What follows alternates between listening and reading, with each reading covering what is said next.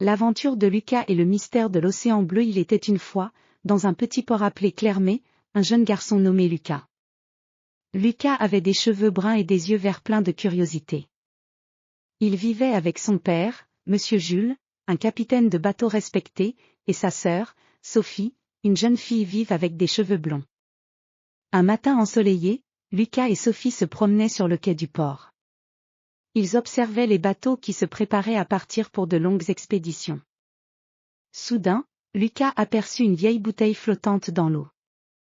Il la ramassa avec excitation. À l'intérieur se trouvait un parchemin ancien avec une carte mystérieuse et des mots écrits en lettres dorées. Le trésor de l'océan bleu est caché sur l'île des mystères.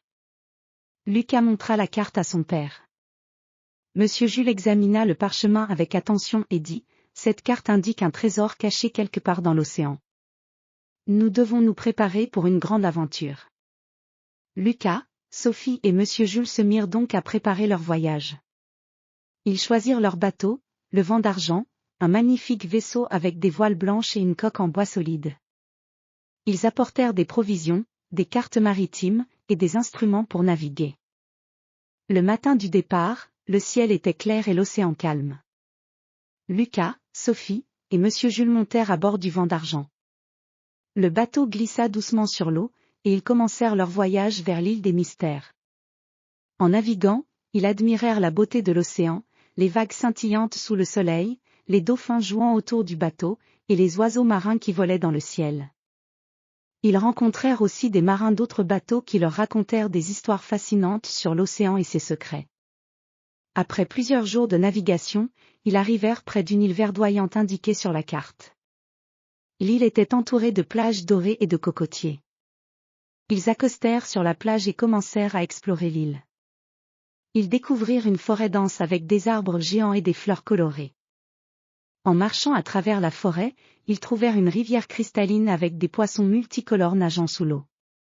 La carte indiquait que le trésor était caché quelque part dans cette forêt. Tout d'un coup, ils entendirent un bruit étrange.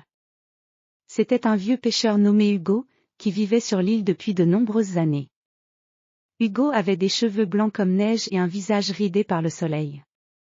Il était très sympathique et invita Lucas, Sophie, et Monsieur Jules à sa maison pour le thé. Hugo expliqua qu'il connaissait bien l'île et ses secrets. « Vous cherchez le trésor de l'océan bleu, n'est-ce pas?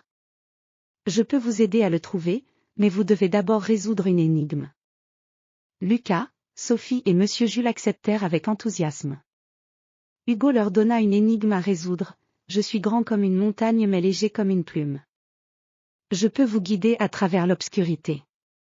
Que suis-je? » Après réflexion, Lucas trouva la réponse, une étoile.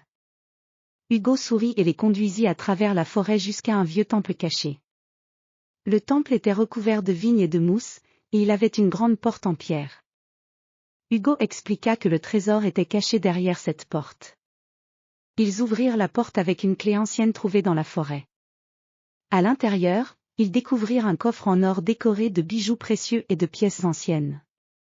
Le trésor de l'océan bleu était magnifique, mais ce qui comptait le plus pour Lucas, Sophie, et Monsieur Jules, c'était l'aventure qu'ils avaient vécue ensemble. Ils remercièrent Hugo pour son aide et revinrent à Clermay avec des souvenirs merveilleux et un trésor à partager. Le village célébra leur retour avec une grande fête, et Lucas se rappela toujours de l'aventure incroyable qu'il avait vécue sur l'océan bleu.